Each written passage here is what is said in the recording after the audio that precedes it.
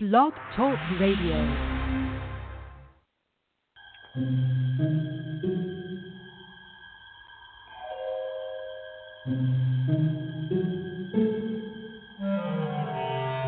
Archangels, ghosts, and Bigfoot, oh my. It's just another night for Supernatural Girlz. Real stories, real answers to life's biggest supernatural mysteries. And now for another exciting interview with paranormal experts from this world and others.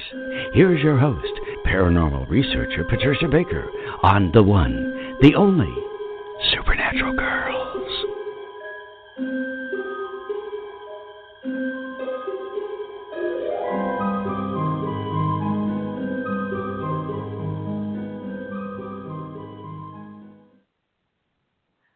Welcome, everyone, to another exciting episode of Supernatural Girlz Radio. I am your host, Patricia Baker, and I'm here with my co-host from freezing cold Tucson, Arizona. What the heck's going on, PK? The world is turning upside down. Everybody is out covering up their plants because of the freeze. It's supposed to get down to 20. That is too darn cold for you. Well, we had snow sparkles around. There's definitely snow in the mountains, but wow, I don't like snow except in movies. Or you know what? It's warmer in the Berkshires of Massachusetts than it is in Tucson right now. Isn't that crazy? This morning when I left, it was cold, but when I came out of the TV station, it was freezing. I thought, wait a minute, this isn't what I counted for. No, that's not why you moved to Tucson. Oh my goodness me! I didn't think I was going to get burned. Oh, gee. Well, we need to know what's happening with the numbers because clearly things are upside down and backwards. So, what's happening? What's going on with our numbers today, and what's coming up? Well, we've been talking about the fact that all of this year deals with communications. This month is going to deal with major changes, good to bad, bad to good. But everything is going to be happening very quickly. And you could pay attention to some of the things that are ongoing. Well, today's a 2-day. Firstly, people you're going to find have tended to be a little overly sensitive today and or are getting fed a story, shall we say. Truths are hard to come out sometimes when the two is around because people get overly sensitive and they try to cover their tracks so that they don't look bad. They want everything to be just fine. But it also deals with relationships. And when we take a look at the way things have been ongoing after the speech last night, and we're talking about relationships that just are bouncing all over the place, people don't know what to trust because there's so many changes that are ongoing this month. You think you've got a direct shot at something, and within a matter of minutes, you're going in another total different direction. Nothing is as it seems. Need to just slow themselves down. You're going to find there's a tendency to feel almost like you're vibrating because of the changes happening so quickly. In fact, I did see a few traffic tickets being passed out on my way home this afternoon. So that does mean people tend to drive a little faster, go a little faster, and of course there's somebody waiting there with a little notepad in their hand, just dying to give you an autograph. I guess that's a nice way of putting it. So be careful, everybody. No lead-foot behavior now, huh? No, and the other thing to remember is when the 5 is around us like it is.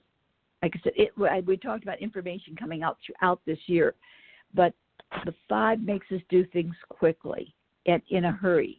Consequently, we want to do everything fast. That means party hardy and all the rest of the stuff. So there's going to be more traffic tickets, more DWIs, and you're going to see more craziness on the road, more shootings and things of that nature. There's certain elements ongoing. People just don't know how to be kind. Right now, they're in such a state of flux that they don't know which direction to go. So consequently, they're choosing the negative side of things because everything is a flip side right now. Everything is about change, good to bad, bad to good. So it's just kind of hold on to your hat, ride the waves. But information is going to be coming. Today on The View, they were talking about extraterrestrials and seeing lights in the sky and whatever. And they said, well, and they tried to pass it off, but Joy Behar, who doesn't particularly like anybody, had something to say about it and had to agree that maybe such a thing does exist. But we've talked about it before, so they passed it off. But I wish they would get into it a little bit more because they have more access to things than the average person does. Get it out there. Let us know the truth. Well, you have to know that they're being coached on what they can say and not say when they're dealing with, I mean, mainstream media, as we all know, they're a bunch of paid shills. So they're just taking direction from somebody on talking about the subject. But it follows with how they are doing this soft disclosure, bringing it out a little bit at a time. Of course, our audience is a smart audience. As you know, I always say we have the smartest audience in radio. And that we know the drill. I mean, we know what they're up to. We know these things are real. We know there's a lot more to this that they're not willing to share because it's not advantageous to them. So it's okay because we know the truth and we bring on the very best guests to talk about it.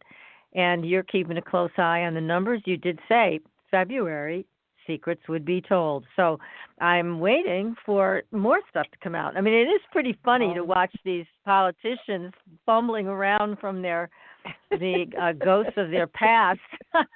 Yes. It's really amazing, something. You get the popcorn out. Yes, it is. Oh, it really is. Not a doubt.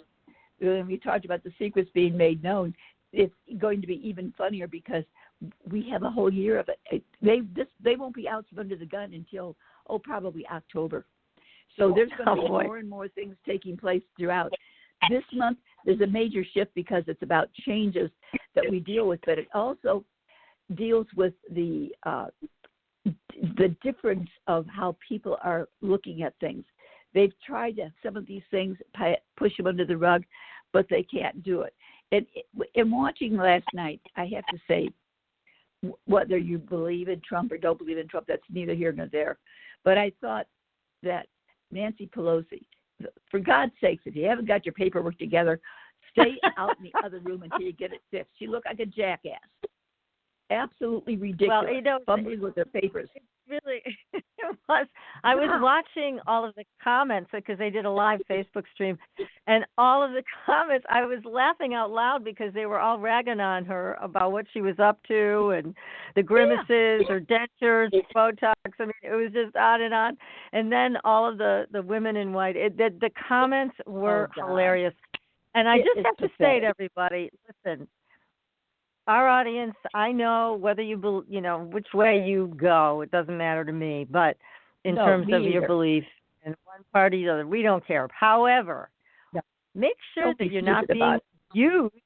Don't be used to be a part of a divisive agenda. That's all. Mm-hmm. Make sure that you're not being used that way, triggered that way, because that's all a part of a very dark place. And of course, we support the light, we support the truth, and we support unity. So it's a really good thing to come together and to appreciate that we don't want to be used by any political group, and just take a clear look at that. That's all.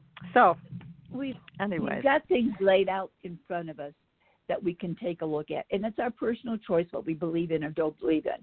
But if you don't believe in something, don't make an ass of yourself in front of everybody else. Absolutely it's just like, exactly. And you know that there are groups that trigger us and try to control us, and don't get involved with that. Get your freedom going. Get your freedom on. So listen, talk about communication.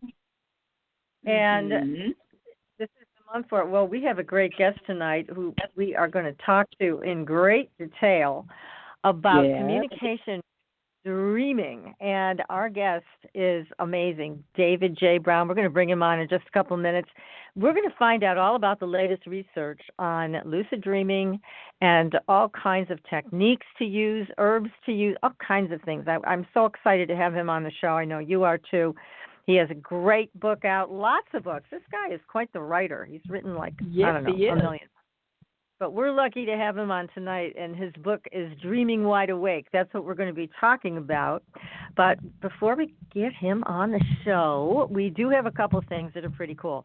On our Facebook page, and if you're not following us there, you should, because we've got great stories. One of them is a video that you can watch about movie star Kurt Russell, who is a pilot, and he and his son, while they were flying, saw a UFO. So he talks about it. On this YouTube video, he was being interviewed on, I believe it was a morning show, and it's a great interview. You should check it out. Kurt, again, another straight-up guy, just very happy to share the truth, and that's what he does on this video. Then there was a rare fish sighting in Japan. Now, that's not a good thing, according to the Japanese people. They're saying that this particular fish, when it's seen, it is a precursor to a major disaster, a major earthquake. So we're all keeping an eye on that. There also is a story about a top astronomer, and this is a wild one. He is saying that there is an alien UFO traveling by Jupiter right now, and he's very defiant about it. He says it is a UFO. It is an extraterrestrial intelligence, and go ahead, prove me wrong. So I like this guy. He's got attitude, he's got great attitude. And so you can watch that video on our Facebook page as well. And there was an event in Tucson yesterday, PK. Yeah. Right in your, and I've been, right in your, I've been trying to find out the what and the where, and they were talking about it, and something like this happened a couple of years ago also. So this has happened at 2 or 3 different times, but they've never been able to say what it was. No, they don't know. I mean, they really don't know. They said it was a serious event. It was severe, was the rating on the USGS list. They are saying that it was a lot of shaking, and it felt like an earthquake. People were terrified, and it wasn't an earthquake. They said they had nothing show up as an earthquake. It did feel like that to the residents, and then there was a big, boom. So it was enough to scare everybody in that area. There is a listing of exactly where it happened, but they're calling it an unusual geological event. Go to our Facebook page and you can read about it there. And again, we're hearing about this, all these crazy booms and shakings going on around the world. This happened to be in Tucson. So yeah, and I happened to be in the shower when it happens. How about that one? I missed the whole thing. Oh, darn. Go look it up and read about it. It just isn't fair. I heard about it before you did. So anyways, we have a lot of stuff going on our Facebook page, lots of great stories. Be sure to visit the page and like us, follow us. Follow us on Twitter also. Be sure to visit patriciakirkman.com for your own personal numerology reading. And if you want to talk to me about dream analysis and soul realignment, you can just send me an email. I'll be happy to talk to you about all of that and what to do to help yourself get in line and have a better life. That's what it's all about. So, anyways, tonight we have David J. Brown. He holds a master's degree in psychobiology from New York University. He is a former neuroscience researcher. He has written for Wired, one of my favorite magazines, Discover, and Scientific American, and he is the author of more than a dozen books, including Frontiers of Psychedelic Consciousness, and the book we're going to be talking about tonight, Dreaming Wide Awake, Lucid Dreaming, Shamanic Healing, and Psychedelics. David, welcome to the show. Thank you so much for that kind introduction, Patricia. It is a great pleasure to be here. Well, we're thrilled to have you here. Tonight, for sure. That's right. This is one of our favorite subjects for obvious reasons, and you are one of the most learned people that we've had on the show to discuss this and give our audience all kinds of great information, techniques, things that we can do all on our own. But first of all, tell us about you. How did you get from psychobiology into lucid dreaming? That's a good question. When I was a teenager, around 16 years old, I was interested in meditation, altered states of consciousness. I had been experimenting with cannabis and with psychedelics. And I had a spontaneous lucid dream when I was 16 years old. I didn't really understand the potential of it at the time. I just knew that I was dreaming within the dream. This happened to me around 2 days after I had a psychedelic experience with LSD, and that was part of the inspiration for doing this book, was recognizing the connection between psychedelic experiences and lucid dreaming. It wasn't until I read Carlos Castaneda's book a couple years later, Journey to Ixtland, that I first learned the term lucid dreaming, and I first understood when he was talking about waking up in a dream. I was like, oh, that's what happened to me, and I fully recognized it. But again, fully didn't understand the potential of it until I met physiologist and Stanford researcher Stephen LaBerge. He's the author of the book Lucid Dreaming, and he's one of the primary lucid dream researchers who helped to establish it as a science. When I met him, he helped me to understand the enormous potential that one has inside of a lucid dream for, first of all, fantasy fulfillment, being able to do whatever you like because the laws of physics don't operate and there are no biological or social consequences to our actions, so you can do whatever you want. It has enormous therapeutic potential, which we can be talking about. There's research that shows that people have been able to heal from psychological traumas, from physical illness and other physical diseases and different types of problems with the body. And there's also not only evidence, but a couple thousand years of usage of lucid dreaming as a technique for spiritual enhancement.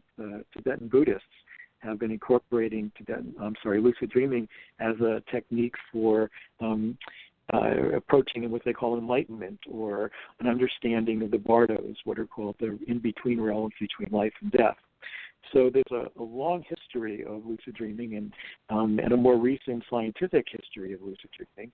And it can be used for fantasy fulfillment, like I said, therapeutic potential, or spiritual advancement. It's certainly a great adventure for someone who's never experienced it before, being able to, being able to fly or walk through walls, or converse with historical figures or departed loved ones, being able to make anything appear.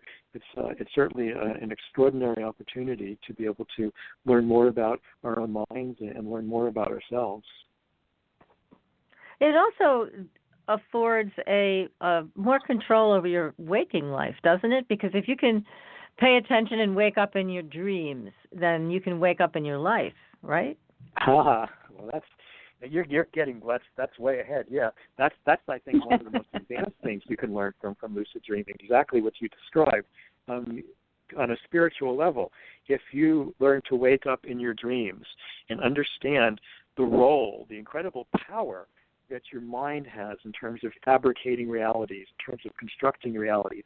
When you look around in a lucid dream and see the world as every bit as solid and every bit as detailed as the world looks to you right now, you realize the amazing power that your mind has to construct simply from imagination and memories. It can construct your reality every bit as realistic and solid as the one that we're finding ourselves in right now. So yes, that's truly extraordinary. And that was talked about in detail and written about by Carlos Castaneda, one of my very favorite writers.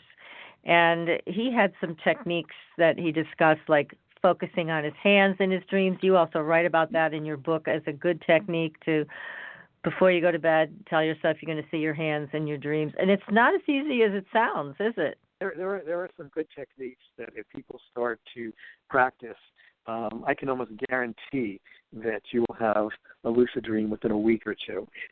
First of all, I'll bet that a good portion of your listening audience tonight is going to have a lucid dream just simply from us talking about it and them thinking about it. So the process of talking and thinking and reading about lucid dreaming helps to increase the probability. Almost everyone reports this. Another technique that you'll want to get to do if you really are serious about lucid dreaming is start to keep a dream journal. write down whatever you remember from a dream the moment you wake up. Even if it's in the middle of the night, turn on the light and write it down. You're going to want to start getting into the practice of this, even if you think that you don't remember any dreams. Even if you wake up and you think, I don't remember anything, then write down how you feel. And if you remember the tiniest little snippet of the dream, write that down and record it. You really want to get into the habit of focusing and paying attention to your dreams, because the more you try to write them down, the more you're going to find yourself remembering, and the more they're going to start to come back to you. That's one of the most important things, really, is paying attention to your dreams. Another technique that I have learned that really helps me a lot is something that Stephen LaBerge, the Stanford researcher who helped to establish lucid dreaming as a science, taught me, was that you should start getting into the habit throughout the day of asking yourself that all-important question: am I dreaming right now? You want to get into the habit of asking yourself that question once an hour or even more so. Really get into the habit of asking it frequently, and when you ask yourself the question, you got to take it seriously. You can't just flippantly say, oh, of course I'm not dreaming, because the whole idea of doing this, that in the waking state, you're going to find that carries over into the dream state, so that when you're dreaming, you're going to find yourself asking the question, am I dreaming right now? Now, what you want to do when you ask yourself that question is take what we call a reality test, because waking reality and dream reality respond in different ways. When you're in a dream reality and you look at a piece of paper and you memorize what the words on the paper say, look away and look back, in a dream the words will almost always change. And in this reality, of course, they stay safe, stay perfectly stable. So that's one of the things. Another really good reality test is to hold your nostrils closed and try to breathe through your nose. Of course, in this reality, you won't be able to do it, but there's a glitch in the dream matrix, and you'll find that you have no problem doing this. And believe me, it is terribly exciting when you find yourself in a dream and you say, oh, my God, I'm dreaming right now, and you look around and you see the world, as real as it looks right now, and yet you know that you're dreaming. It's remarkable.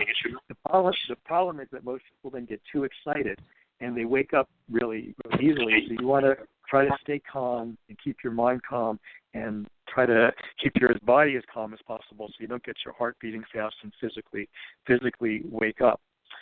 Another really, really great technique is to set your alarm clock around 3 hours before you normally wake up. Get up, go to the bathroom, do a little bit of reading, maybe a small amount of exercise, but not too much.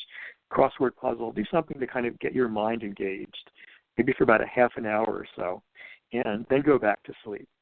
When people do that regularly, they find that around 50% of the time, if they do it regularly, they will eventually start lucid dreaming. It's really good to try to combine these different techniques, to combine the, reality testing, waking up a little bit earlier, keeping a dream journal, getting into the habit while you're falling asleep of repeating the phrase, the next time I'm dreaming, I'm going to remember to recognize that I'm dreaming. The next time that I'm dreaming, I'm going to remember to recognize that I'm dreaming. You repeat that as you're falling asleep. If you start combining these different techniques, also with some of the different herbs and nutrients and drugs that we'll be talking about later, you'll find that most people have a lucid dream within a week or two. That's exciting. And I love what you just shared about asking yourself when you're awake, am I dreaming right now? I think that's a fun exercise to do. I'm not big on waking myself up with an alarm clock, or how about you, PK?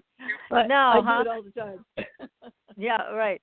But I do like, am I dreaming right now? And I understand exactly what you're talking about because I do lucid dream, but I am one of those people who then wakes up. And I'm practicing on staying in that dream state. One thing I learned, and you probably even mentioned it in your book, that you can go back into the same dream, and you're more likely to do that if you go back to sleep in the same position that you woke up in. And that just worked. So it's I find it so much. Yeah, I haven't noticed that about the same position. But there were certain positions that are more prone to lucid dreaming, lying on your back, lying on your right side. People tend to have more lucid dreams. But I find that what you're talking about, I've definitely experienced as well. And I find that the least amount of movement that I do, if I can sort of go back into the dream, if I stay, in a sort of sleepy, non-moving kind of state, oftentimes I can go right back into that particular dream. Some of the techniques that I found for maintaining the dream, because what you describe is one of the most common things that people experience as a really frustrating thing. They do attain lucidity in the dream, but then wake up just a couple seconds later because they just get so excited. Wow, I'm dreaming! Oh God! And next thing you know, you're lying in your bed again, going, "Damn, what happened?" So there are techniques. It went too far. You want to really tell yourself to stay calm. Practicing meditation on a daily basis helps you to do that. People also dream more frequently when they meditate regularly. So finding some kind of meditation practice in your daily waking life helps you to sustain the lucid dream for longer. Another thing is just simply to try to, when you find yourself in a lucid dream, if you see it starting to fade, put out your arms, stretch out your arms as far as you can, and start spinning around in circles like a whirling dervish, okay? And that process, Stephen LaBerge actually discovered this. That process, because of the kinesthetic movement of our dream body, helps to sustain and maintain the lucid dream for longer. So if you find yourself, the dream's fading, start spinning around in circles with your eyes closed. And you can also then use that, not only to sustain the lucid dream, but then use that as an opportunity to launch into another environment within the lucid dream. So while you're got your eyes closed, spinning around in circles like a whirling dervish, imagine where you want to be. Martian landscape, underwater, in the White House, wherever you feel inclined to take your fantasy.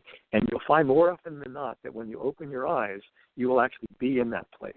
So it's a way of actually creating realities within the lucid dream, in addition to sustaining the length of the lucid dream.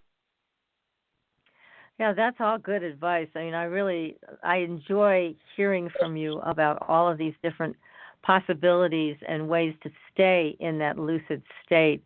And, you talk about things in this book that I have not heard anybody else talk about. For example, you talked about how when people are in lucid dreams sometimes, you can manipulate the reality to a certain degree. But then you also mentioned how people have had experiences of other beings in their dreams that they could not manipulate.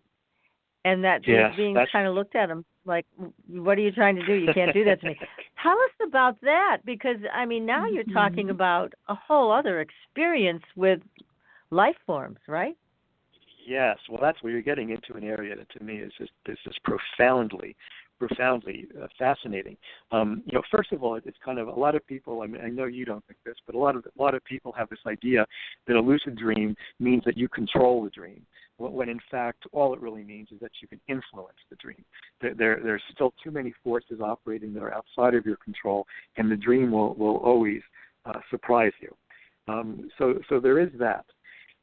The mystery of the characters that you encounter in a lucid dream is to me is very profound, and something I've really given a lot of thought to. I've tried numerous experiments and ways to try to trick the characters into revealing whether they're simply, my imagination, parts of myself, the backside of my own brain, or whether they're actually independently conscious entities of some sort, either in my own mind or in another dimension. I wondered about all these things. I noticed that the characters that you encounter in a lucid dream basically fall into a couple of basic categories. The majority of them really are not that interesting. The majority of characters, and I almost every lucid dream, that's one of the first things I do, is try to engage the characters in conversation. The majority of them, I find, and others have reported, that they tend to be kind of mechanical or puppet-like, or don't seem to be able to, say very much that really isn't that unpredictable. They seem very simple-minded. However, every so often you will run across a character that does not appear that way at all and will surprise you with everything they say and will do everything in their power to convince you that they are, a conscious being just like you are. And I don't know what to make of those experiences. They're mind-boggling. I've been questioning this for years, and I think it's a very, very profound mystery. But even more mysterious than that is that sometimes you meet beings that not only will convince you of their independent state of consciousness or independent minded thinking, but that actually have a kind of conscious mind that seems to be superior to your own. And we call these the wise beings. And they're not very often encountered, but when they are, many people see them as like illuminated beings or angels or wise old men or women or something like that. For me, they've always appeared as small children, like 5 or 6 year old children. But they appear different ways for different people. And these are beings that seem to know more about us than we know ourselves, and they can impart information upon us that we're just not aware of, sometimes psychic information about future events or different things. And then you can sort of carry this one step further and ignore all the characters in your dreams and talk to the dream itself. You can actually just ignore the environment, look up to the sky, and just ask the dream itself a question. And there is some kind of dreaming mind, there's some kind of higher intelligence that is orchestrating the dream itself that you can actually dialogue with. What that is a mystery. Is it some other part of your brain? Is it, is it a deity? Is it another spirit? I mean, I just don't know. It is very profound to experience this, though, because, like I said, this being seems to know more about you or more about us than we know ourselves. So this is something I highly encourage people to experiment with. This is a technique, by the way, that I learned from Robert Wagner, who wrote the book Lucid Dreaming, and I try to use it every opportunity I can when I'm having a lucid dream. But yeah, the characters, in a lucid dream are deeply mysterious, and it's very similar. Also, I just want to mention, talking to the dream is very similar to what people experience during a shamanic voyage. When people go down to the Amazon and do the shamanic brew ayahuasca and have a psychedelic or a shamanic or hallucinogenic experience, they often feel that the spirit of the plant is talking to them and can dialogue with them in some way. And this is very similar to what people experience in a lucid dream, that kind of dialogue with some kind of higher intelligence that seems to be teaching us about ourselves and about the nature of the universe. Now, I've heard this referred to as the oversoul, that when people hear that big booming voice or however it comes to them, and it is more intelligent and it does know more about us than we do. I've heard it referred to like that this is the oversoul.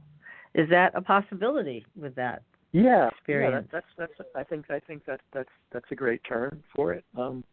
There's a wonderful book by Jane Roberts. I don't know if you're familiar with Jane Roberts, who wrote the the Seth material.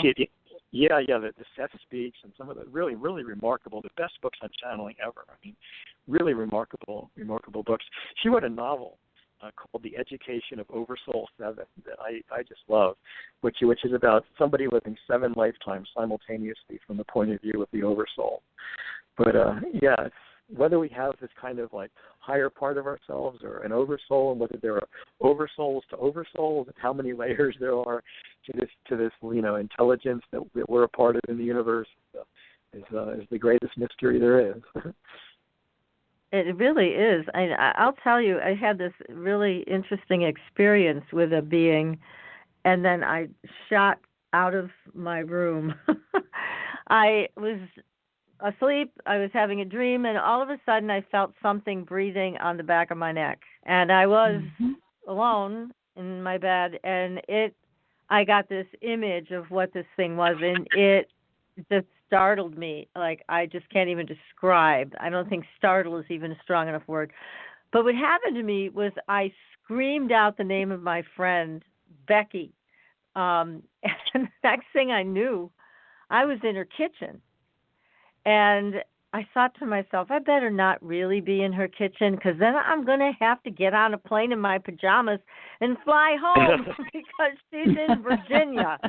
And I mean, it felt that real. I mean, the whole experience. And then when I talked to Becky the next day, I said, what happened?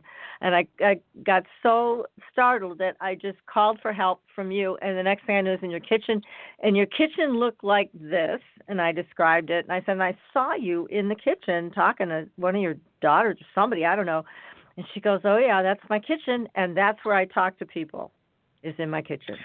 So I said, I'm really glad I didn't end up there in my pajamas. But it felt like I could have. So. It's interesting. It's interesting. One has to wonder about these kind of alternative realities that we can find ourselves in dreams or altered states or out-of-body experiences as to whether they really correlate with physical reality. Sometimes it seems like they're a very strange mixture of the two, if you've heard of this before. But a lot of people have out-of-body experiences where the room that they're in doesn't completely correlate with physical reality. In other words, there'll be like an extra window or something will be slightly different or slightly off about it, but yet sometimes they can pick up information that they didn't know in that state that really did happen.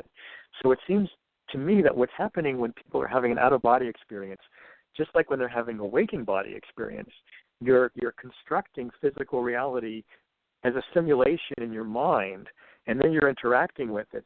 And I think sometimes people can pick up information in out-of-body experiences through some kind of, sense, some kind of some type of telepathy or some type of clairvoyance or things like that. And I think it feeds into the out-of-body experience. Yeah, it does seem to, it can, I guess, combine, and you get this very wild journey. And again, all of these things are fascinating to both PK and I and our audience. There's so much potential here. And I get frustrated sometimes, David, because I see people today, and I've said this probably too many times, don't want to put the time into it. And I even saw in your book where you discussed one of your mentors saying, look, if people don't make the time for this, if they don't have the energy for this, then it's not going to happen. And I feel like people are missing out on one of the greatest gifts that we have as human beings, and it's free. This costs us nothing. Yeah, absolutely. So, that's the thing. It takes active engagement, and it takes real dedication to practicing these techniques. So it's not something it's just gonna come from taking a pill or from But I have to say though that there is a group at the Max Planck Institute in Germany right now, a group of scientific researchers that has found a way to develop a electronic technology that will stimulate the prefrontal cortex, a part of the brain, while people are asleep and dreaming. And when this is stimulated, around 80% of people will spontaneously have a lucid dream during this experience. So there's going to be ways, even for lazy people, to just wrap a little electronic band around their head before they go to sleep and flip a switch and find themselves in a lucid dream.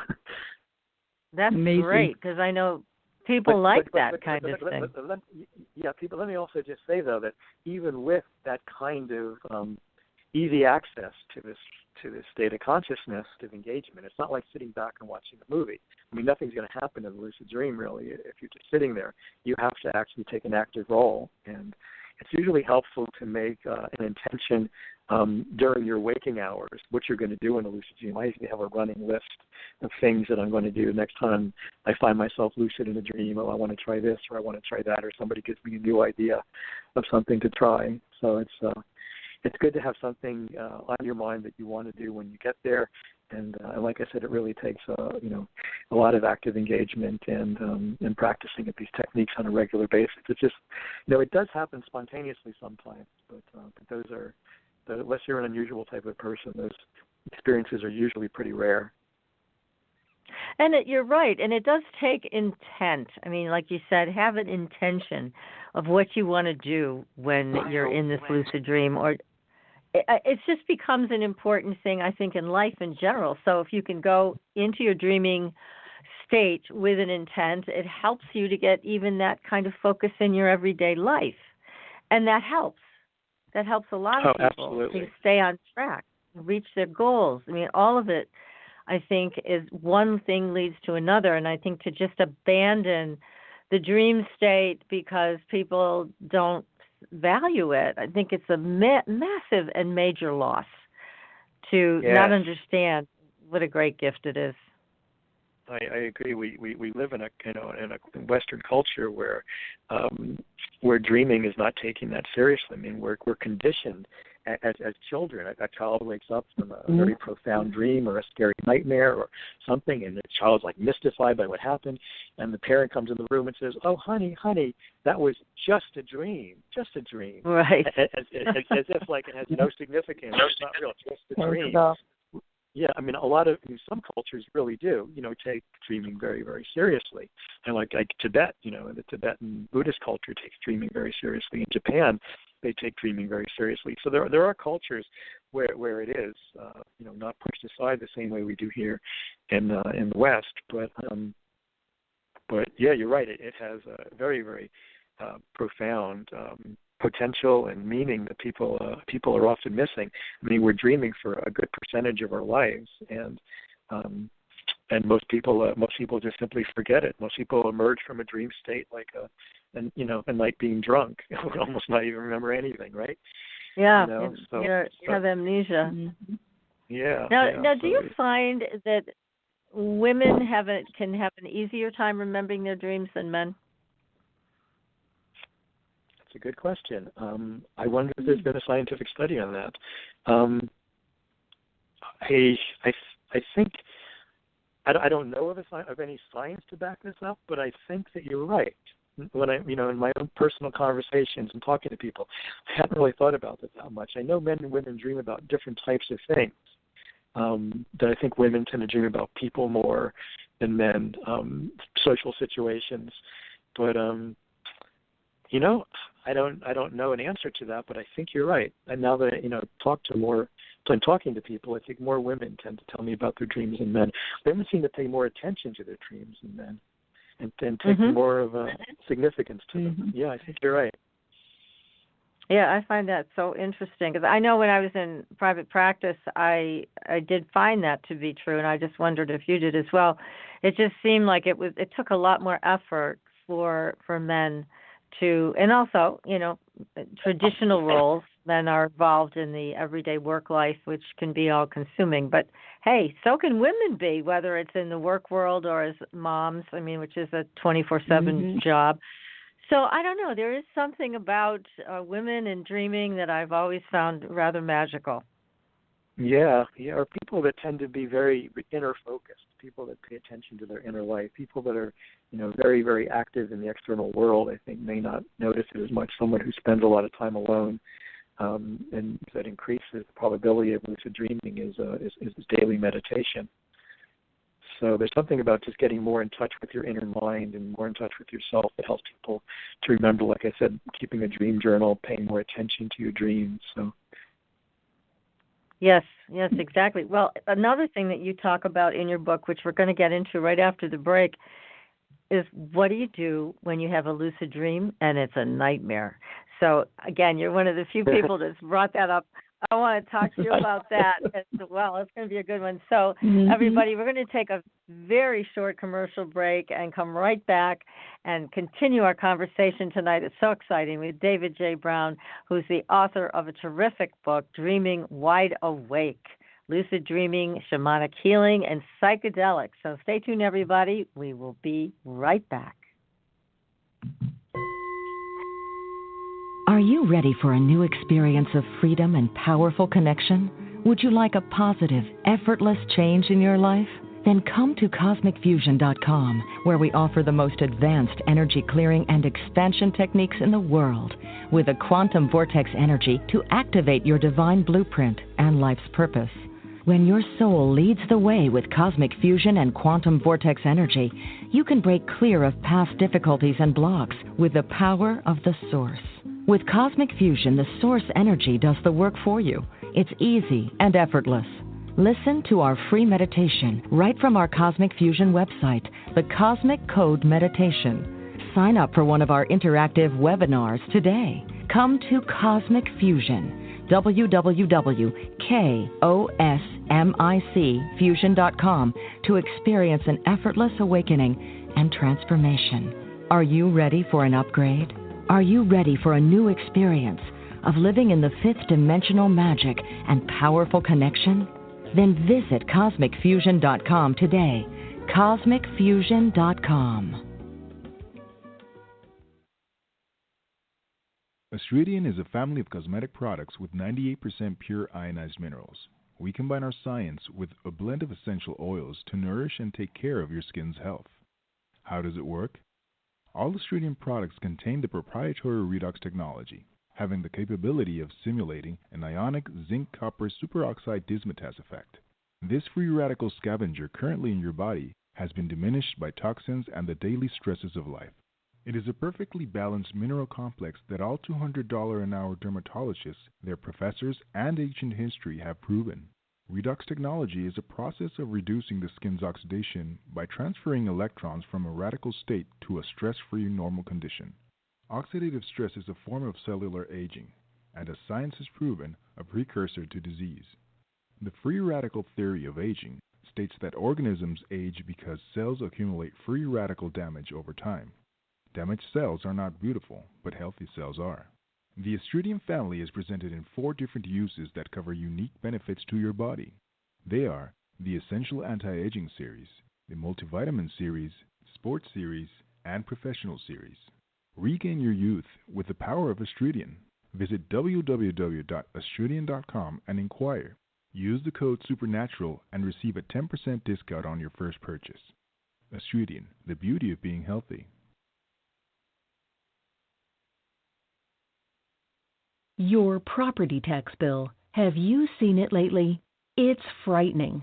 Your property taxes are going up while your home value is going down. It's time to fight back and win. For the real truth about the property tax system, get attorney Pat Quintilian's book, Are You Getting Screwed on Your Property Taxes? How to Find Out and How to Fix It. Attorney Quintilian answers all your questions and gives you the facts you need to fight a property tax bill that is spiraling out of control. You'll also read about what happens to property owners who don't check their property records, only to find out too late they're taxed on square footage, fixtures, and even buildings that they don't own. Is this happening to you? Learn your rights. Buy attorney Pat Quintilian's book today. Are You Getting Screwed on Your Property Taxes? How to Find Out and How to Fix It. Available on Amazon.com. Welcome back, everyone, to Supernatural Girlz Radio. I'm your host, Patricia Baker, and I am here with my co-host, PK, and our great guest tonight. And our guest is David J. Brown. He is the author of a book, Dreaming Wide Awake, Lucid Dreaming, Shamanic Healing, and Psychedelics. So, David, we left off talking about what happens if you're in a lucid dream and it turns into a nightmare. What do you do? That's a great question. But, for a lot of people, the first time they have a lucid dream is during a nightmare. Oftentimes people who have chronic nightmare problems for years sometimes wake up during the nightmare and realize that they're dreaming. Lucid dreaming is actually a technique that is taught by psychotherapists. Some psychotherapists use this, as I'm sure you're aware, to help people overcome nightmares. Stephen LaBerge had suggested that when you encounter a menacing figure in a nightmare, a demonic figure chasing you, or an evil figure that's trying to harm you in some way, that what you should do is once you realize that you're dreaming and you're lucid, that you should then, of course, realize that your body is lying safely and peacefully in bed in some far-off dimension, and no harm can really come to you. And this is an opportunity to try to work something out with this part of yourself that's tormenting you.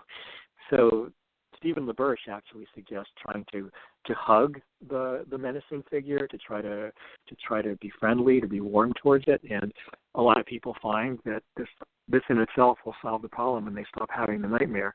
I have an anecdote in my book about a woman who was chased for years by what she described as something like a Frankenstein monster. And at one point finally became lucid in the dream and stopped, turned around and faced the monster and walked up to it. And the next thing they knew, they were walking down the street together, and he was proposing some kind of business proposition to her. So, so some people can reconcile lucid dreams sometimes in that way. My colleague Ryan Hurd is quick to point out that this doesn't always work, and that for some people, they find that the menacing figure remains menacing, and they remain terrified in the lucid dream, and they can't wake up from the lucid dream, and they find it extremely frightening to be lucid and stuck in this reality. I had a friend who asked me this when I was writing the book, and I was thinking, God, why would anybody want to wake up from a lucid dream? But she was like, well, how do you wake up from one if you really want to wake up? And I was like, I'm trying to figure out techniques to sustain them as long as I can, wake up. Right. I did find there is a very effective way from waking up from a lucid dream. If you find that hugging the monster doesn't work, you find that trying to face it and confront your fears and recognize that you're safe, if those things aren't working, and you really are terrified in the lucid dream and just want to get the hell out of there, the thing to do is to hold your breath. If you hold your breath in the lucid dream, you'll actually, like I was talking about earlier, that your eyes and your breath correspond to your physical body. So if you actually try to hold your breath, as long as you can in the dream, that will usually cause you to stop breathing, your physical body to stop breathing, and that will usually jolt you awake. So that's a very quick and an effective method if you really want to get out of that lucid dream and get back to waking reality.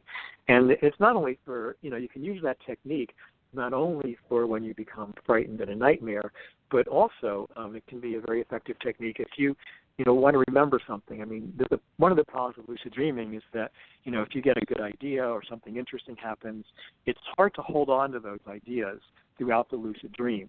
Because often if you just continue, sometimes you forget things along the way.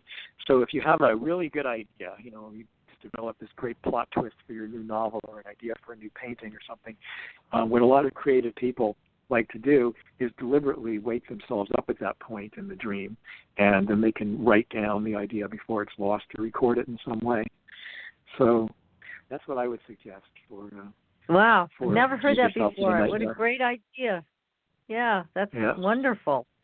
Well, now we have a way to wake up, PK. We can get out of these bad situations in our dreams just by holding our breath. That's not a bad way to do it. No, gosh, but I didn't know what I was getting myself out of. You hold your breath a lot. Yeah. I think that's actually. I think some people actually do it, spontaneously. They get so excited in a lucid dream, and that's often what wakes them up. Is they kind of hold their breath, not even realizing you're doing it. So you actually, regular deep breathing is a way of sustaining the lucid dream. Wow. Okay. Now, you have experimented quite a bit with herbal and medical enhancements for lucid dreaming. So tell us your experience with some of these and the ones that you like the best, the ones that you like the least. I know people have asked me consistently from our audience, what do you recommend to help remember dreams? So what do you recommend? Okay, well, I can talk a little bit about my own experience and what's worked for me.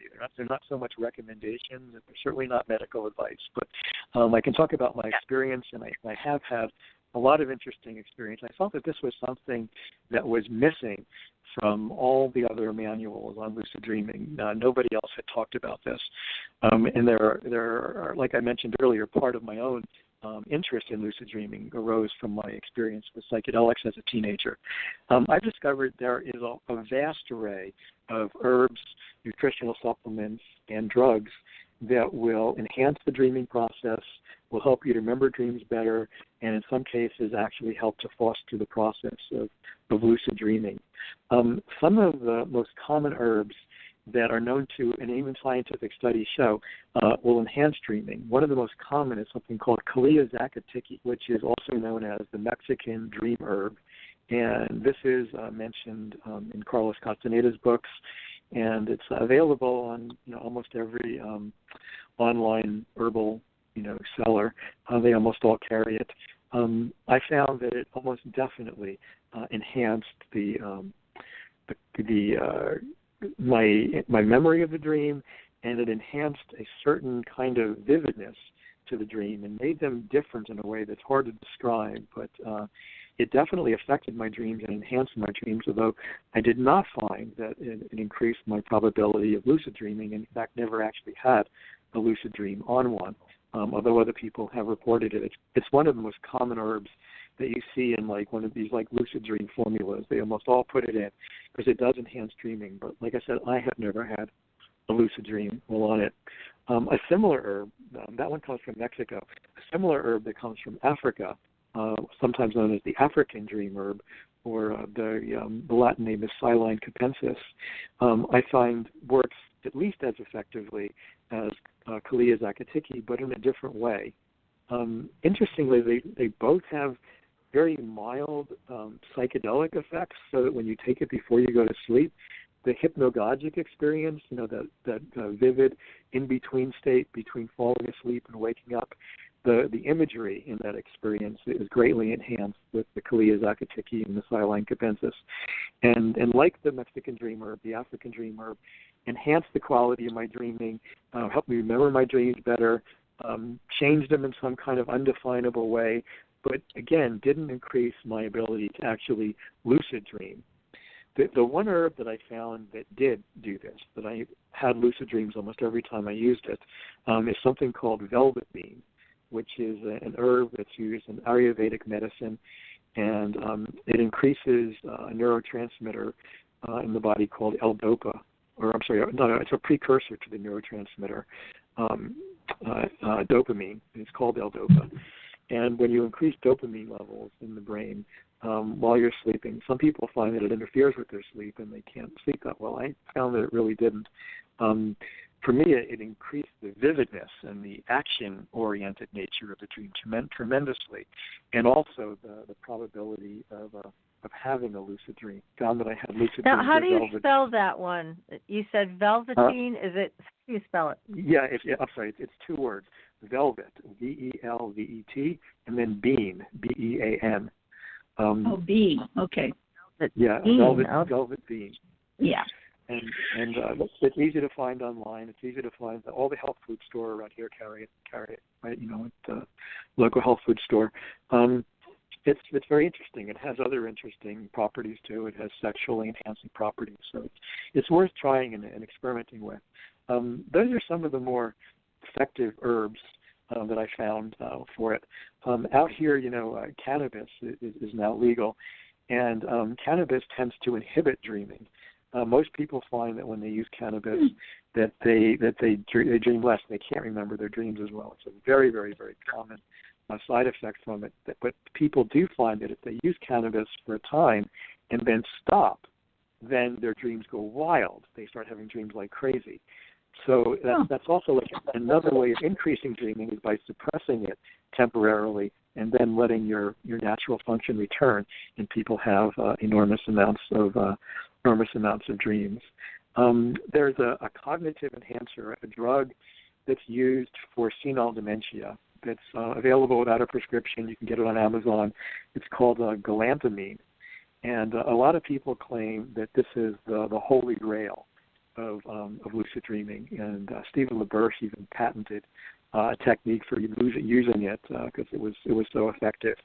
A lot of people report it as being very effective. Ryan Hurd did a study. You can find it online where they found just how frequently it increased lucid dreaming. In my personal experiences, I unfortunately never had one lucid dream with it. I found that it just stimulated me too much. It was like drinking a cup of coffee before going to bed, and I wasn't able to sleep on it. So, yeah, I'm so it didn't work that well. Yeah, very well. But that's the one that most people find. That's like sort of the classic lucid dream, enhancer. And for a lot of people, it does work. But if you're a light sleeper like me, you'll find it stimulating. You'll find that Now, might keep you awake. Let's go back. a second to cannabis, because I've heard this complaint over and over again.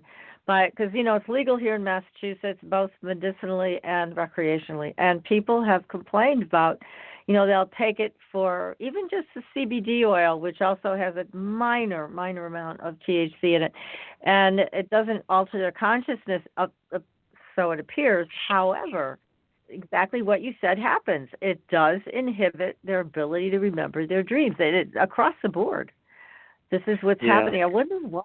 Is there any explanation for that? There's no good scientific explanation, but I have an explanation that I sort of play around with. This is the thing. They've done research where they try to prevent people from having REM sleep. So in other words, when people are in a sleep laboratory, they're monitoring their brain waves, and every time they enter into the REM stage of sleep, it's a particular stage of sleep where people are most actively dreaming, where your eyes are moving rapidly back and forth. If people are woken up during that stage and not allowed to go through REM sleep repeatedly, every night, their brains will try to increase the amount of REM sleep they have, and if they keep getting woken up, they become extremely irritable and almost non-functional. So we know that REM sleep dreaming is essential to a healthy psychological mind. And yet people who use cannabis really generally have healthy minds. There's not something that's being suppressed that would be doing this. People who use cannabis regularly tend to have measurably less periods in their sleep where they're in this period called REM. However, they have more periods where they're in what we call the restorative stage of sleep. So people are actually getting deeper and more restorative sleep when they're using cannabis regularly. My theory about why dreaming is not well remembered is this. I think that when you're using cannabis, oftentimes the insights that people have, what they call the revelations, those creative ideas, are ways for the unconscious mind to communicate with the conscious mind. And I think that's also what dreaming is largely trying to accomplish. That's one of the theories as to what dreaming is doing. It is helping our unconscious or our subconscious mind to communicate with the conscious part of ourselves. So I think that if cannabis is helping us on a daily basis to accomplish this movement from material from our unconscious to our conscious, we may not have as much of a buildup, as much of a need for it when we're dreaming. Oh, that's interesting. So that's what's one theory. Because, like I said, people who use cannabis, tend to be perfectly healthy psychologically. So, I use cannabis pretty regularly, and I try to stop every so often, specifically because it interferes with my dreams. That's the one side effect from it that I really don't like, because I really do love my dreams. And yes, and cannabis can really interfere, unfortunately. That's a very interesting theory. But it's also a wonderful way to get creative ideas, as I'm sure you know. And large portions of my book, Dreaming Wide Awake, were written under the influence. So it can certainly, I think, help with writing and other forms of creative expression. Yeah. It just shuts down the dreaming process, which is unfortunate for many people who enjoy their dreams.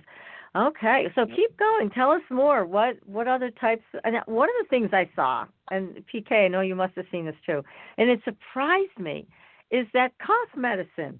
What in the world? How does that work? I know. Yeah, well, that hasn't happened for me. I got that, because a couple of people reported that to me. There's something in it called dextromethorphan, which is actually a dissociative anesthetic, and for some people that actually, in small amounts, when they take it before going to sleep, some people have reported having lucid dreams. I have a friend who told me that used to happen every time.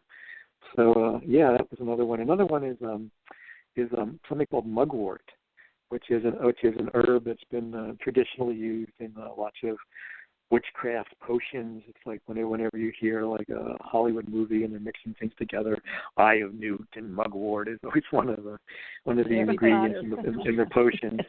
It's also available in a lot of herb stores. People use it for digestion and different things, but it also enhances dreaming tremendously. And for me also, I've had some very powerful lucid dreams on it as well. So both dream enhancement and lucid dreaming. However, a number of people have reported with mugwort that it unfortunately tends to enhance the dark aspects of dreaming, and a lot of people have had disturbing dreams with it. So that's so some people use mugwort though as a tea. You can take it as a tea, and some people just take the herb and put it in a little pouch, and then just sleep with the pouch next to their head and just smell the fragrance or whatever it's giving off. It has some type of shamanic properties or psychoactive properties as well. But I did find mugwort to be very effective and very interesting, and it's like $6 an ounce. It's really cheap. It's certainly worth trying, and it can help your digestion too. So that's a good thing. Yeah. Now, I've also seen references to patchouli and basil seeds. Have you ever seen anything about that? I haven't. No, I'm not familiar with that. No, it's not something that I remember researching or hearing about. Not familiar. Have you had experience with that? I'd be curious. You know, I tried a tea with patchouli once, and it really didn't agree with me.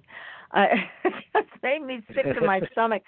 But the basil seeds I really liked because they're more gelatinous, and I thought, something like this could actually be good intestinally, even if it doesn't give you a lucid dream. But I did not notice with the basil seeds any type of change with dreaming reality and remembering dreams, etc.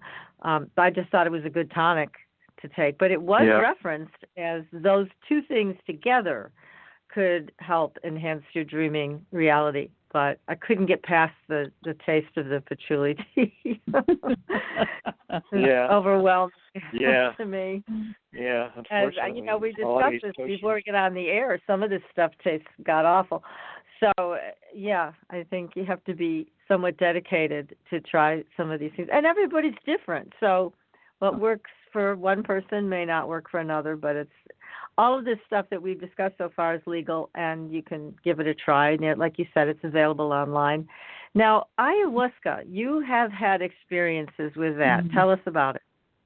Yes. Well, I went down to Peru and spent some time in the Amazon down there, and I had some experiences with ayahuasca, which is a shamanic brew. It's made from two different plants. One plant contains something called dimethyltryptamine, which is a natural neurotransmitter found in the brain that when you increase the levels of it produces profound psychedelic experiences. And another plant that contains the chemical called harmaline. DMT is not, dimethyltryptamine is not orally active unless it's taken in conjunction with harmaline.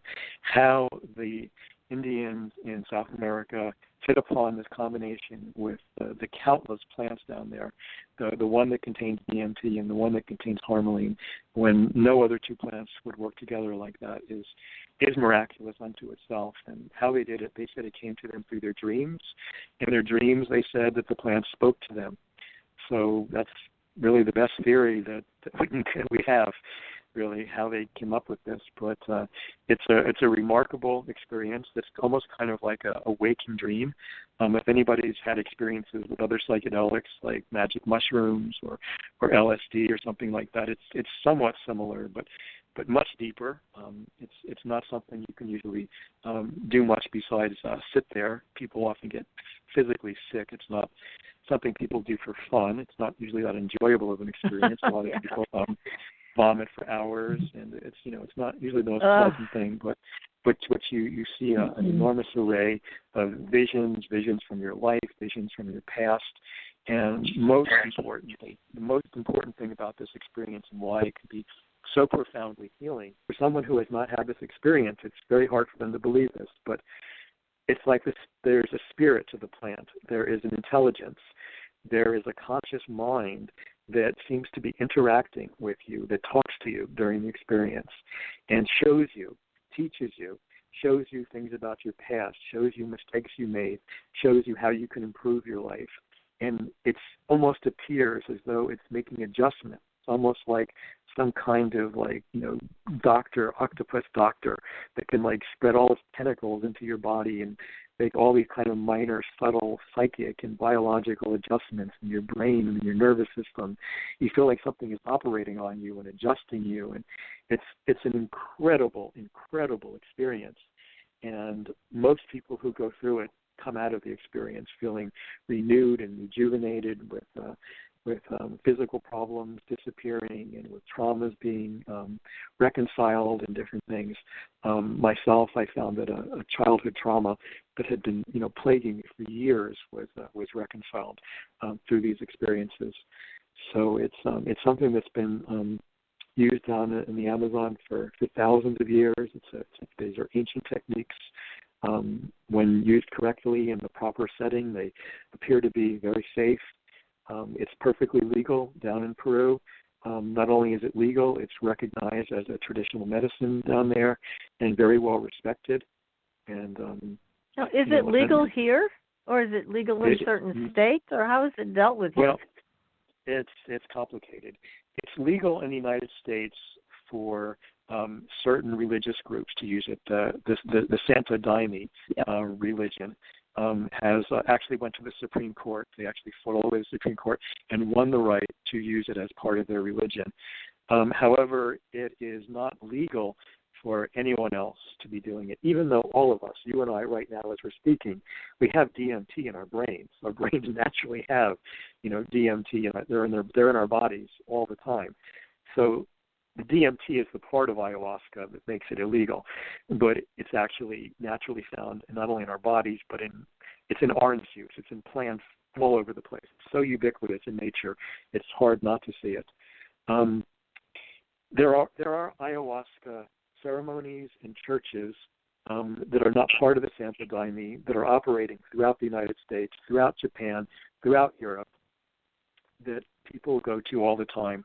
I have never heard of anyone being arrested for any of these things. I think that they're sort of kept under the radar, and people are doing these things primarily either for health reasons or spiritual reasons. It's something people don't seek out for fun. Nobody gets addicted to this for sure. People are usually reluctant to even do it again. But the people find that they can actually they can actually cure addiction to it. Helps people to get over alcoholism, opiate addiction, and there's addictions in people's lives that are unhealthy. Ayahuasca tends to improve. There's been a number of studies that show this, but unfortunately, right now it's still illegal. But I think these things are changing. It's like cannabis is now slowly becoming legal, and I don't know if you're aware, but in Colorado and Oregon, they're going to be on the ballot to get magic mushrooms, psilocybin mushrooms legal. I saw that. Yes. Yes, and they're using it to help patients with mental illness, and they're finding a real benefit with post-traumatic stress disorder. So that's amazing. Yes. And what a wonderful alternative. So yes, so there's at Johns Hopkins University right now. There's an enormous amount of psilocybin research going on. Initiatives on the ballot to get it legal. There's now a hospital in Australia that's utilizing it. So there's definitely a change in mass consciousness around these things. So I wouldn't be surprised if ayahuasca is legal in 5 or 10 years or so. That would be very cool. Now, you said there's 2 plants involved in creating ayahuasca. One is what, Kappa, and the other one is what? So Banisteriopsis caapi is the one that has the DMT, and then that's the one that has the harmaline, and Psychovirilla is the one that has DMT. People also use alternative plants because there's a number of others. There's actually hundreds of other plants. You can look this up on the internet to see all the plants that contain DMT. Another one is called Hostelis that's more easily available in the West. And people often use Syrian rue as a substitute for B-caapi because that has harmaline in it as well. Do people use this type of... for informational purposes, of course. Right, exactly. But do people use ayahuasca just as not as just a ceremonial experience that's so intense, but I mean, just like having a cup of tea. Can you have a cup of ayahuasca that is not going to send you into another reality, but you just do it for health reasons? Well, when you do a significant dose of ayahuasca, it pretty much incapacitates you. I mean, you're forced to kind of sit there with your eyes closed and just pay attention to what's going on inside in your mind. It's very hard to do things in the outside world. I did experiment with small doses of it, micro doses, and I was able to go about and do things, and it was kind of interesting. I didn't experiment with it a lot, so I can't really say that much about it, but that would be an interesting thing. People experiment with micro doses, very small doses of either LSD or psilocybin. Great results as an antidepressant, as a creative stimulant, and different things like that. I haven't heard of too many people doing it with ayahuasca, but I think it is done, and I think there is probably great potential in that area with it. But it's a little bit it's a little just too powerful to just do as a cup of tea to relax in the evening. It's a pretty dramatic don't you have experience. To drink? Don't you have to drink quite a bit of it, and in a ceremony to have that kind of a result where you're sitting there, just being introspective and walking through worlds? I mean, again, if you had like you say, a microdose or a weakened tea, I would imagine, because this plant is so intelligent.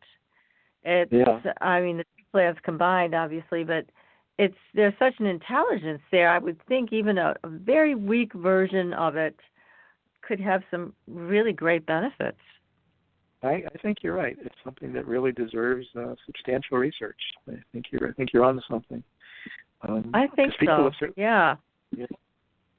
Can anybody have a negative reaction from taking this? What are some of the negative reactions to taking ayahuasca? Well, certainly, like I mentioned, the biggest is that it's usually very physically unpleasant. People have to usually wear diapers because they can't control their bowel movements. People often have to have a bowl in front of them to purge, to vomit throughout the experience. I didn't actually have either one of these, and I did it a number of times, pretty large dosages. I don't know why I didn't, but most people vomit and have diarrhea during the experience. So that's not a long-term side effect, but that's one of during the experience. That's one of the people have. It's very rare, but it does happen that there are some people who have a kind of psychotic break or some kind of long-lasting effects where the drug doesn't completely wear off, and they start seeing hallucinations or visions, during their daily life. And I think it's very important to screen people. That's the shaman's job, or eventually it will be the psychotherapist's job to screen people properly and make sure people don't have, existing psychiatric disorders or something that could be worsened by it. Because, in a few rare cases, there are some people where the effects seem to last longer than the 4 to 6 hours that they should. So, but like I said, that's rare. Most people that go down, really do have positive experiences, and for the most part, seem to benefit from it. Well, has anyone had allergic reactions to the chemicals in it, to their own body type, not just the hallucinations, etc., but a physical health effect because of it? Well, I'm sorry. You know someone who had an allergic reaction, or can? Can or does? I haven't heard of it. I think people can have allergic reactions to anything. I mean, there's almost nothing that people can't have an allergic reaction to. Right.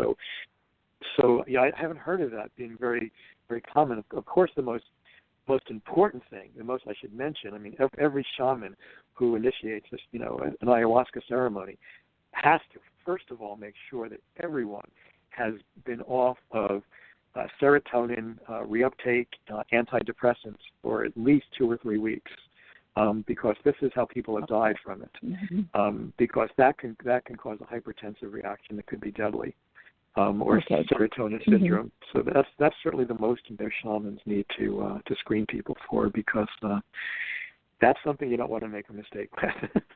Yeah, well, that's really, how it would affect some people. I'm sorry? That's why I was wondering how it would affect some people from that very standpoint. And should they have someone with them when they partake of this, as opposed to doing it on their own? I think that I highly recommend anybody who wants to do ayahuasca should go down to Peru where it's legal and find a really well-respected, reputable shaman who can really be trusted, because you're going to be in a very, very vulnerable state. And it is very important to be with someone who knows what they're doing, who's had a lot of experience with this, knows how to handle it when you're having a difficult time. I would definitely not recommend somebody do this alone, especially a first time. Yeah. Well, that's what I was wondering about. Yeah, absolutely. Amazing. So, what other types of events or I guess concoctions like this can people experiment with in another country, because it's not legal here? Is there anything else, or is ayahuasca it? Oh, no, there are others. Well, down in South America, there's a cactus called the San Pedro cactus, which contains mescaline, which is the active component of peyote, which is now unfortunately an endangered species. Peyote takes around 12 years to grow from root to button, and people have been going out to the deserts and just collecting them and killing them. So there's been it's very sad, but peyote is now almost extinct. However, really? That's horrible. Yeah, that's very sad. However, the San Pedro cactus, which contains the same active component, although in not quite as significant of a quantity. There's less of it, so you have to have more of the cactus. But San Pedro is a very quick growing cactus, and it grows all over South America. It's actually legal in the United States. Believe it or not, it's not legal to cut it up and do it as a psychedelic, but it's legal to grow it in your front yard if you want to. But they have ceremonies down in South America, in Peru, and Brazil, and Ecuador, where you can take the San Pedro, like you take the ayahuasca, in a ceremonial setting for healing or for spiritual reasons. Another probably one of the most important psychedelic drugs that we should mention in this area is something called ibogaine, which comes from the African root or African bush called iboga. And ibogaine is maybe one of the most powerful. If ayahuasca, it's sort of a toss-up between ayahuasca and ibogaine, powerful, but ibogaine can last for over 24 hours, and it's much more physically dangerous than ayahuasca. A few people have died on ibogaine and iboga. But the amazing thing about iboga and ibogaine is there are now clinics in New Zealand, in Holland, in Canada, several other places around the world, because it's such an incredibly effective treatment for opiate addiction.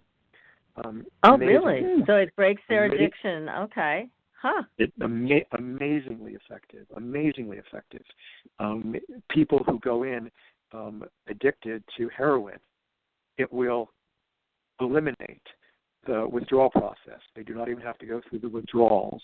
And then during this kind of very intense 24-hour psychedelic experience, the plant teaches them, shows them how they got addicted to the opiates, why they got addicted, what they can do, and how they overcome it. And the majority of people are then clean from opiates for years after doing ibogaine or iboga. So this is something that deserves more medical study. Like I said, there's a couple dozen clinics around the world that offer this. And the other interesting thing about iboga, ibogaine is the active ingredient in iboga, is I have in my book, Dreaming Wide Awake, some anecdotes from a friend in Italy who was using microdoses of iboga as a way to stimulate lucid dreaming. So he found that taking daily small doses of iboga every night during that period of the 2 weeks that he did it, or whatever the length of time was, that he was having very, very long lucid dreams that he was forced to actively engage in during the process. And somebody else told me who participated in an ibogaine ceremony that they had a lucid dream that night. So it's not only an effective treatment for opiates, but also a lucid dream stimulant in some way. But like I said, I'm sorry. Is this one legal or not? No, this is in the United States. It's not legal, but it is legal. Like I said, in New Zealand, in Canada, in Holland, and they have clinics where you can go. Where you do this with a medical doctor and nurses, and just like I said, it's more dangerous than like I said. Nobody really dies from ayahuasca unless they mix it with other things. There's not really any substantiated cases. There are. You keep hearing about cases, but they're almost always due to something else. Mixing it with antidepressants or something like that. People actually have had heart attacks on Ibogaine, so they really need to be done with medical supervision. Especially if somebody's in frail health. So there is that that aspect of it, and it is legal in these countries. And the MAPS Institute, the Multidisciplinary Association for Psychedelic Studies, an organization here in the United States that I worked with for 5 years, they're doing research right now at some of these Ibogaine clinics to see how effective they are in treating opiate addiction. But for people that are horribly addicted to opiates, this is like, for some people, it's a miracle cure. It must be, because that's like a big topic I know here in Massachusetts. What about in Arizona, PK? Is that a big issue there, the opiate addiction? Yes, it is. Yes, it is. Yeah, so it makes sense that they would explore these other options that are much more natural, don't have the side effects. I really hope that our medical researchers and our government will move towards that, because the alternatives are scary. People continuing to be addicted and then eventually dying one way or another. Mm-hmm. So, yeah, this makes a lot more sense. Now, the San Pedro cactus, if I can just revisit that again, do people use that in microdoses for lucid dreaming if they don't want to go through a big ceremony and all of that? I think people have used microdoses. I haven't heard specifically of mescaline. That would be a microdose of mescaline. I haven't heard that specifically. Out of all the psychedelics, mescaline tends to be one of the more stimulating, and long-lasting. So I'm not sure how well that would work for lucid dreaming. Yeah, exactly. I've never tried it. I don't know of anyone who has, but I have heard of people doing microdoses of magic mushrooms, very, very small amounts before they go to sleep, and that stimulating lucid dreams. So, gosh, it's so fascinating, this whole topic, David. We can't thank you enough for such an exciting and wonderful show tonight. You just gave us all so much great information. And everybody that's listening, there is so much more information we couldn't even get to tonight in David's excellent book, Dreaming Wide Awake, Lucid Dreaming, Shamanic Healing, and Psychedelics. And David, if people want to reach you, do you have a website or a Facebook page where they can join you? Yeah, actually, probably my Facebook page is probably one of the best ways to just find me. Just David J. Brown on Facebook. My website is www.mavericksofthemind.com, but I'm very active on great. Facebook. And that's a great way to reach me and stay in touch with what I'm doing. So thank you so much. These were great questions, and this has been a lot of fun. Let's do it again sometime. Oh, please. I know that, again, you have much more to say on this topic, and yes, and others, and I know it is something that our audience always wants to hear about, so we're definitely going to have you back.